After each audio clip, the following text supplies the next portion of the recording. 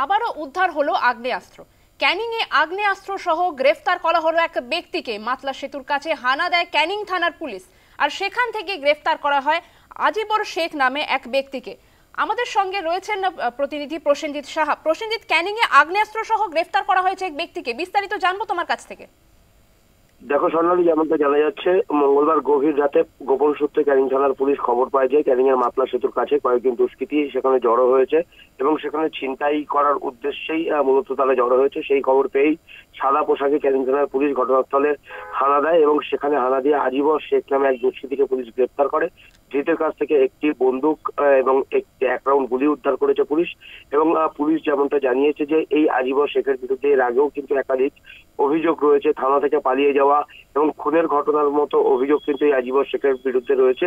ধৃতকে গ্রেপ্তার করা হয়েছে, তার কাছ থেকে উদ্ধার দেশি পাইপ গান এবং একটি কার্তুজ, এবং আজ অর্থাৎ বুধবার ধৃতকে আলিপুর আদালতে তোলা হবে বলে পুলিশ জানিয়েছে। পুলিশ এই ঘটনার তদন্ত শুরু করেছে এবং ধৃতকে নিজেদের হেফাজতে নিয়ে পুলিশ আরো এই ঘটনার তদন্ত করতে চাইছে। স্বর্ণালী, ধন্যবাদ প্রসেনজিৎ।